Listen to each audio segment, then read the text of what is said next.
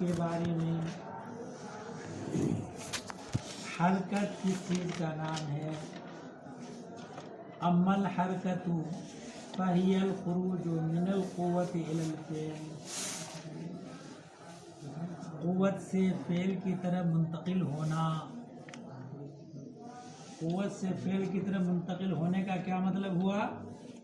کہ قوت ادھر ہے، فعل ادھر ہے، کوئی چیز یہاں سے چل کر یہاں پہنچ جائے، یہ نہیں. کسی کے لیے، کسی جسم کے لیے کوئی بھی صفت ابھی بالفعل نہیں ہے مگر بالقوہ ہے، یعنی حاصل ہونے کی امید و توقع ہے، فی الحال اس سے یہ خالی ہے. بالقوہ کا مطلب کوئی چیز جس صفت سے فی الحال عاری اور خالی ہو اور اس کے حاصل ہونے کی امید و توقع ہو، وہی امکان استعدادی. استعداد بڑا اس میں نہیں بڑا؟ اچھا پڑھ لینا استعداد. تو شے جس صفت سے عاری اور خالی ہے مگر حاصل ہونے کی امید ہے، حاصل ہو سکتی ہے وہ صفت اس کے لیے بالقوہ ہے. وہ صفت اس کے لیے بالقوہ ہے. اب بالقوہ سے بالفعل ہو جائے تو وہی ہوا قوت سے فعل کی طرف منتقل ہونا. ٹھیک ہے نا؟ اگرچہ یہاں سے وہاں جانا نہ پڑے، پانی اپنی جگہ رکھا ہوا، ٹھنڈا ہے پانی مگر بالقوہ گرم ہے، یعنی گرم ہونے سے خالی و عاری ہے مگر گرم ہونے کی اس میں صلاحیت موجود ہے. تو پانی کی حرارت پانی کے لیے بالقوہ ہے. بات سمجھ آئی؟ بالقوہ کا مطلب سمجھ آ گیا کہ شے جس صفت سے عاری اور خالی ہو اور اس صفت سے وہ شے متصف ہو سکتی ہو تو وہ صفت اس کے حق میں بالقوہ کہلاتی ہے. اب بات سمجھ آ گئی؟ پانی ٹھنڈا ہے تو حرارت اس کے لیے بالقوہ، اور گرم ہے تو حرارت بالقوہ، یہ برودت بالقوہ. ٹھیک ہے؟ اب پانی ٹھنڈا تھا، حرارت بالقوہ، مگر چولہا پر رکھ کر پانی گرم ہو گیا تو جو بالقوہ تھا وہ بالفعل ہو گیا. تو پانی کا قوت سے فعل کی طرف منتقل ہونا اگرچہ اپنی جگہ رکھا ہوا ہے. ٹھیک ہے نا؟ تو ایک صفت سے دوسری صفت کی طرف اس کا منقلب ہو جانا، یہی کیا ہے؟ بات سمجھ آ گئی؟ فصل ہے حرکت کے بارے میں اور سکون کے بارے میں. اما الحرکت، رہی حرکت، فہی الخروج من القوت الی الفعل، وہ ہے شے کا قوت سے فعل کی طرف نکلنا علی سبیل التدریج. علی سبیل التدریج کیوں کہا؟ آگے بتائیں، دھیرے دھیرے کر کے. ٹھیک ہے نا؟ تدریج ہے، یک لخت نہیں. اما سکون، سکون کسے کہیں گے؟ فَهُوَ عَدَمُ الْحَرْكَةِ أَمَّا مِنْ شَأْنِهِ أَنْ يَتَحَرَّكَ. سکون ہے حرکت نہ کرنا، حرکت نہ ہونا اس چیز کی جانب سے جس کی شان یہ کہ وہ حرکت کرے. جس کی شان یہ کہ وہ حرکت کرے، اس کا حرکت نہ کرنا یہ کیا ہے؟ سکون ہے. حرکت و سکون کے درمیان تقابل کی بحث پڑھ چکے نا؟ کون سا والا تقابل ہے؟ حرکت و سکون کے درمیان تقابل تضاد ہے کہ تقابل تضایف ہے؟ بھول گئے؟ اسی دن کے لیے یاد کیا تھا صرف نہیں؟ اسی دن کے لیے یاد کیا تھا. کون سا والا تقابل ہے؟ پھر تقابل کی بحث جا کے یاد کرو. تقابل عدم و ملکہ ہے. کون سا والا تقابل ہے؟ تقابل عدم. ہاں اب اتنا بتا دیا. اب آگے تعریف یاد کر کے اس میں منطبق کر کے دیکھنا کہ کیسے ہے. ٹھیک ہے.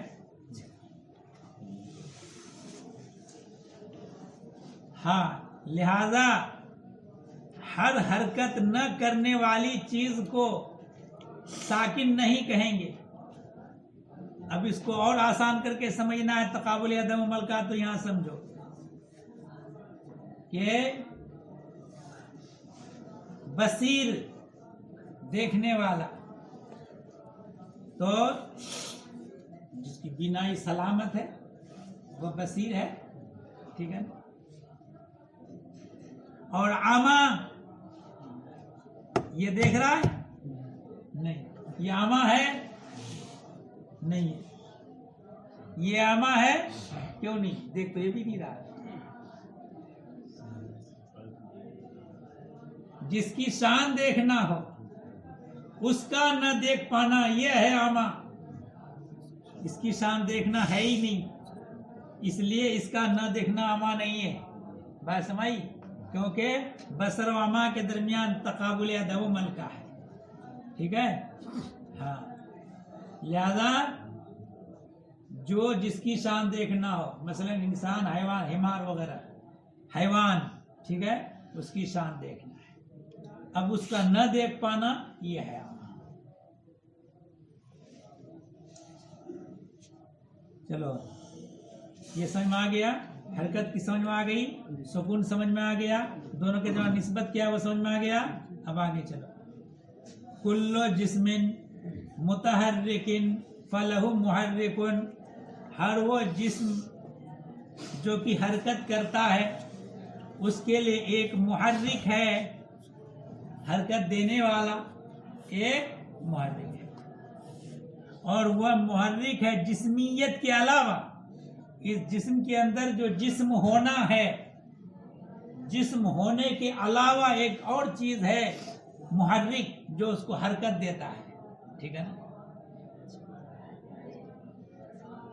اس لیے کہ اگر جسم ہونے کی حرکت جسم ہونے کی وجہ سے حرکت کرتا تو ہر جسم متحرک ہے.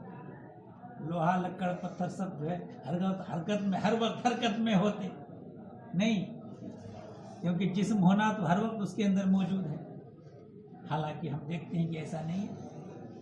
تو معلوم ہوا کہ جسم ہونے کی وجہ سے حرکت نہیں کرتا. جسم ہونا اس کے اندر محرک نہیں ہے. عبارت دیکھو کہ ہر متحرک ہر جسم جو کہ متحرک ہو اس کے لیے ایک محرک ہے جو جسمیت کے علاوہ ہے. اذ لو تحرک الجسم بما ہوا جسم.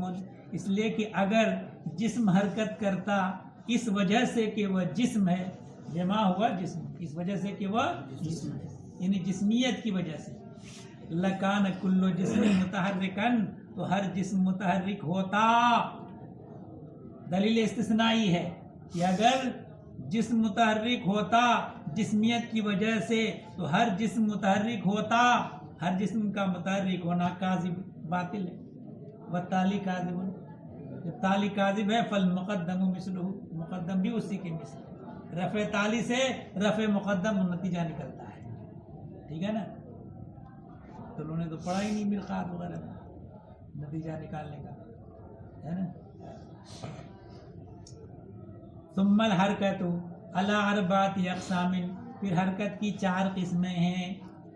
حرکت فی الکم. کم میں حرکت. کم کا مطلب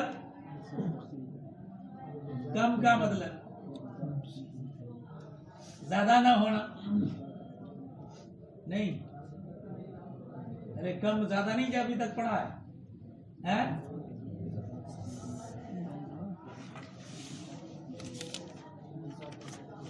ہاں کم کا مطلب بالذات تقسیم قبول کرے. ہاں یعنی ایک تو ہے کم متصل ایک کم منفصل. کم منفصل اعداد کم متصل خط سطح اور جس میں تعلیمی وغیرہ. ہاں تو حرکت ہے کم میں یعنی مقدار میں حرکت. مقدار میں حرکت کا مطلب کیا ہوا؟ اتنا سے اتنا ہو جانا. درخت ہے آج لگایا اتنا موٹا، 3 مہینہ کے بعد اتنا موٹا، تو کیا ہوا؟ یہ حرکت ہوئی. کس میں حرکت ہوئی؟ کم میں. حرکت کیسے ہوئی؟ اس لیے کہ موٹا ہونا جو اس کے لیے بالقوا تھا اب بالفعل ہو گیا ہے. بس وہی درخت وہیں کا وہیں ہے، حرکت ہو گئی. ٹھیک ہے.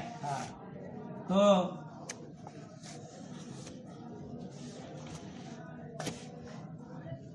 ایک قسم ہے حرکت فی الکم، جیسے کہ نمو اور سبول. نمو کا مطلب بڑھنا، نامی اسی سے جس میں نامی حیوان درخت وغیرہ سب. زبول کا مطلب گھل جانا، موٹا تگڑا آدمی بیماری لگی بچک گیا، یہ زبول ہو گیا. ٹھیک ہے نا. ایک حرکت ہے کیف میں، کیفیت بدل جائے، جیسے کہ پانی کا گرم ہونا اور اس کا ٹھنڈا ہو جانا، اس کی صورت نوعیہ باقی رہتے ہوئے، پانی رہتے ہوئے، پانی کا پانی رہتے ہوئے گرم ہو جانا یا ٹھنڈا ہو جانا، یہ حرکت فی الکیف ہے. یہ گرم ہونا مثلا پہلے ٹھنڈا تھا تو گرم ہونا بالقوا تھا، اب گرم ہو گیا تو گرم ہونا بالفعل ہو گیا. یا اس کا الٹا، یا ابھی فی الحال گرم ہے، ٹھنڈا ہونا بالقوا ہے، تو اب کچھ دیر کے بعد ٹھنڈا ہو گیا تو اب جو بالقوا تھا بالفعل ہو گیا. ٹھیک ہے. اس حرکت کو یعنی حرکت فی الکیف کو کہا جاتا ہے استحالہ. تو کیا کہتا ہے؟ استحالہ. ایک ہے حرکت عین میں، ایک ہے حرکت عین. عین کا مطلب جسم کا ایک مکان سے دوسرے مکان کی طرف علی سبیل التدریج منتقل ہو جانا. علی سبیل التدریج منتقل ہو جانا. ایک جسم یہاں ہے، ایک مکان میں ہے، دوسرے مکان میں آ گیا. ٹھیک ہے نا. حرکت فی العین ہو گیا. ایک جگہ کو چھوڑ کر کے دوسری جگہ اس کا پہنچ جانا، یہ کیا ہو گیا؟ حرکت فی العین. جسم کا ایک مکان سے دوسرے مکان کی طرف منتقل ہونا، بس علی سبیل التدریج. اس کو کہا جاتا ہے نقلہ. اس کو کیا کہتا ہے؟ نقلہ. ایک حرکت فی الوضع. کوئی گلاس ولاس ڈھکن وکن کوئی ہے تو پورا نقلہ ہی، پورا حرکت فی الوضع تمہیں سمجھ میں آئے گا. مطلب بدو بغیر تو خالی دیکھتے رہیں گے. ارے گرے گا، الٹا کرنا ہے اس کو.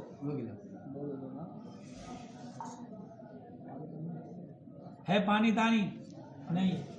اب مثال کے طور پر ایسے کر کے رکھ لو اور اس کے اندر الگ الگ اجزاء فرض کر لو، اور اس کو جو مکان گھیرے ہوئے ہے، ٹھیک ہے.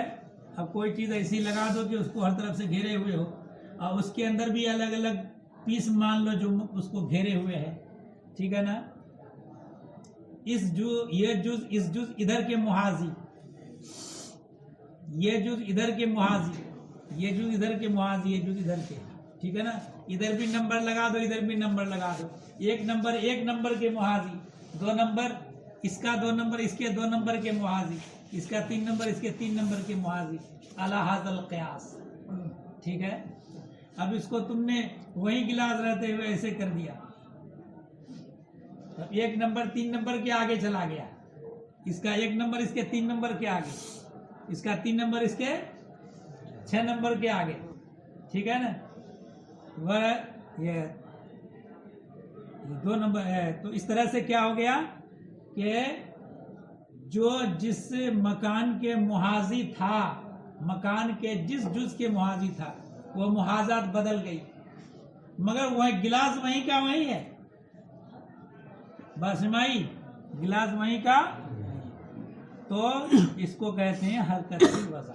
اس کو کہتے ہیں حرکت فی الوضع. جیسے چکی کی حرکت، چلے تھے جہاں سے وہیں کے وہیں ہے نہیں. لیکن چکی کے اندر اجزاء فرض کرو تو ہر جز کی حرکت فی العین ہے. ہر جز کی حرکت فی العین ہے، کیونکہ وہ تو اپنی جگہ چھوڑ رہا ہے. پوری چکی کی حرکت فی الوضع ہے. بات سمجھ آئی؟ مجموع من حیث المجموع یہ ہے حرکت فی الوضع، مگر چکی کی اجزاء کی حرکت فی العین. ہاں یہ یاد رکھنا چاہیے تو گھپلا ہوگا. سائیکل جب چلاتے ہو، روڈ پہ چل رہا ہے تو اس کی حرکت، اجزاء کی بھی حرکت عینیہ، اور پہیا کی بھی حرکت عینیہ. لیکن جب اسٹینڈ پر کھڑا کر کے پہیا کو گھماؤ تو پہیا کی حرکت وضعیہ، اجزاء کی حرکت فی العین، ساری تیلیوں کی حرکت عینیہ کی وضعیہ. ارے تیلیوں کی حرکت کون سی والی ہے؟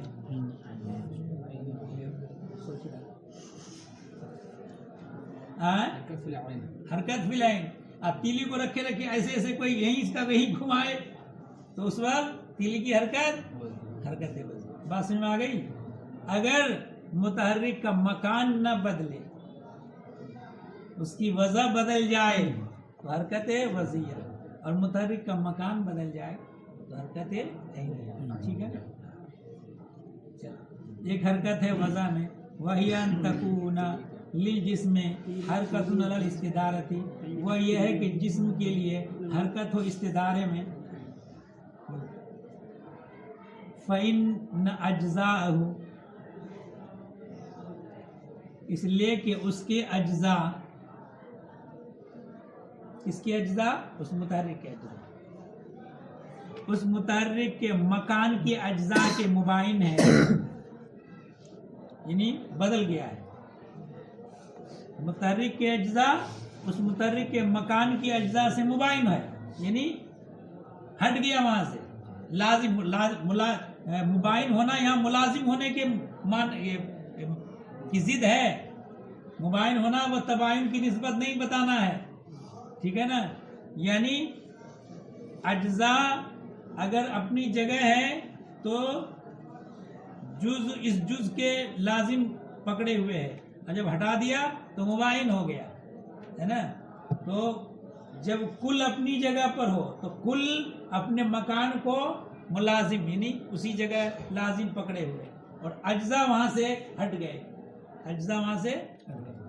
تو کہا کہ اس لیے کہ اس کے اجزاء یعنی متحرک کے اجزاء اس متحرک کے مکان کے اجزاء کے مباین ہے، اور کل اپنی جگہ لازم پکڑے ہوئے ہے. وہ یلازم کلہ مکانہ ہو، اور کل اپنی جگہ کو لازم پکڑے.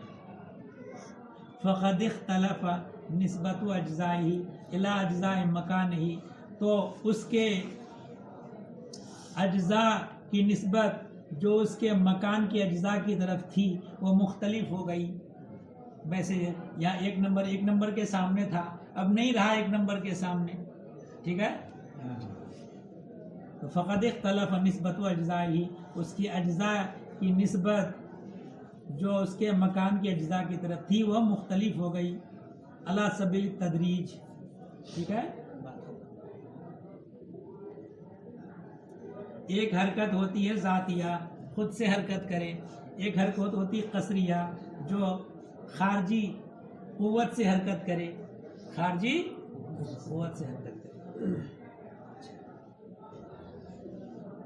اور ایک حرکت ہوتی ہے ارادیہ، کہ اپنے علم و ارادہ سے حرکت کرے. جیسے انسان جا رہا کتب خانہ جانے کے ارادے سے، تو حرکت ارادیہ.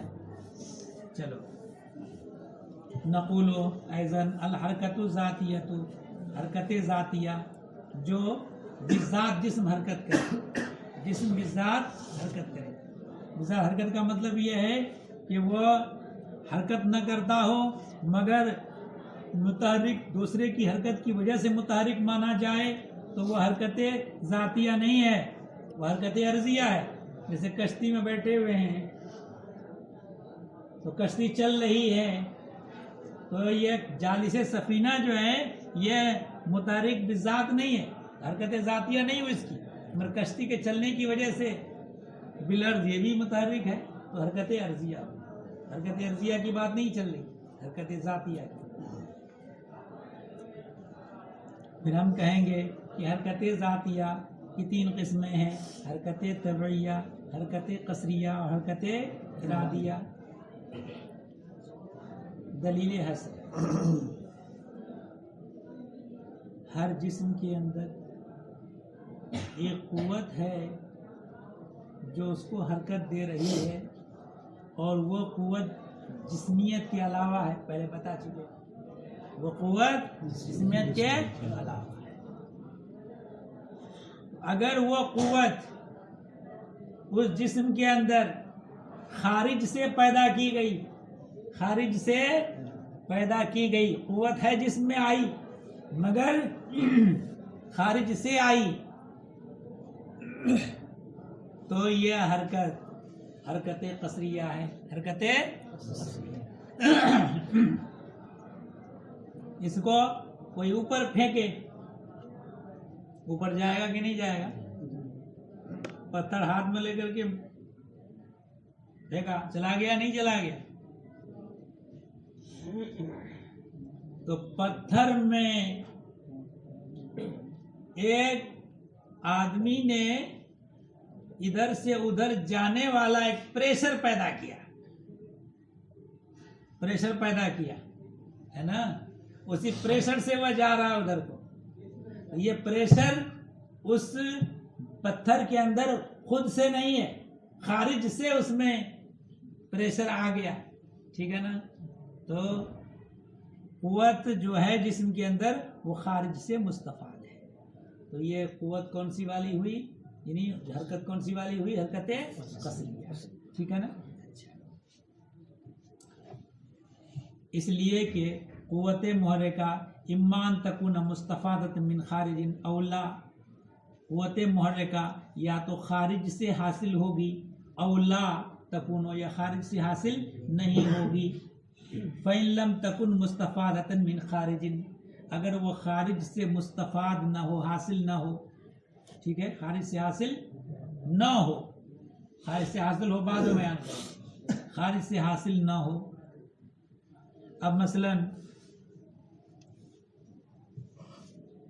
ہم نے خالی ادھر کھسکا دیا، تو اب یہ نیچے چلا گیا، نیچے ہم نے پریشر نیچے جانے والا پیدا نہیں کیا ہے، خالی ادھر سے کھسکا دیا، یا یہاں کوئی چیز رکھی ہو ہم نے اپنا کھینچ لیا، نیچے چلا جائے گا نا۔ تو نیچے جانے والا اس کے اندر ایک میل پریشر موجود ہے، میل موجود ہے جو اس کو نیچے لے جا رہا ہے، ٹھیک ہے نا۔ کیوں لے جا رہا ہے؟ اس لیے کہ حیز طبیع سے باہر ہے، اس لیے اس کو لے جا رہا ہے اپنے حیز طبیع میں، ٹھیک ہے، بات سمجھ آ گئی۔ اور یہ جو پریشر اس کے اندر ہے خارج سے پیدا کیا گیا نہیں پیدا کیا، تو اور یہ اس پریشر کو جو نیچے لے جا رہا ہے شعور ہے، عقل ہے نہیں ہے، یہ ذی شعور نہیں ہے۔ تو جب وہ قوت محرکہ خارج سے مستفاد نہ ہو تو دو صورت ہے، وہ یا تو ذی شعور ہے یا ذی شعور نہیں ہے۔ اگر ذی شعور نہیں ہے تو حرکت طبعیہ، حرکت اس کی طبیعت نیچے لے جا رہی ہے، ٹھیک ہے۔ اب تم نے ارادہ کیا کتب خانہ جانے کا اور یہاں سے روانہ ہوئے تو قوت محرکہ تم کو لیے جا رہی ہے کتب خانہ، ٹھیک ہے نا۔ اور یہ جو قوت محرکہ ہے شعور والا ہے کہ نہیں؟ شعور والا ہے، ٹھیک ہے نا۔ تو یہ حرکت ارادیہ۔ اور آدمی کے اندر حرکت طبیعہ بھی ہے، حرکت طبیعہ کیسے؟ چھت کے اوپر کنارے کھڑا ہے، لڑک گیا، اب نیچے جو جا رہا ہے وہ اپنے ارادے سے جا رہا ہے، اب ارادہ بدل، لیکن یہ سب اوپر اب چلے جا سکے گا نہیں، کیونکہ اس کے اندر میل پریشر نیچے لے جانے والا جہاں بھی موجود ہے، دونوں ہی موجود ہے، ایک محرک ذی شعور بھی موجود ہے اور محرک غیر ذی شعور بھی موجود ہے اس کے اندر. ابھی جو کام کر رہا ہے محرک غیر ذی شعور والا، اسی وجہ سے اس کو اوپر لے جا نہیں پا رہا ہے نا. اس کا کام تو کہاں لے جانا ہے؟ ایسے تبھی تک لے جانا ہے نا. چلو فَإِمَّا أَن يَكُونَ لَهَا شُعُورٌ، یا تو اس کے لیے شعور ہے، او لا یکون یا نہیں. فَإِن كَانَ لَهَا شُعُورٌ، اگر اس کے لیے شعور ہے تو یہ حرکت ارادیہ ہے. وَإِن لَمْ يَكُن لَهَا شُعُورٌ، اگر اس کے لیے شعور نہیں ہے تو حرکت لغویہ ہے. ٹھیک ہے. اب پہلے والا وَإِن كَانَتْ مُسْتَفَادَةً مِنْ خَارِجٍ، اگر وہ خارج سے مستفاد ہے، فَهِيَ الْحَرْكَةُ الْقَصْرِيَّةُ، یہ حرکت قصریہ. ٹھیک ہے.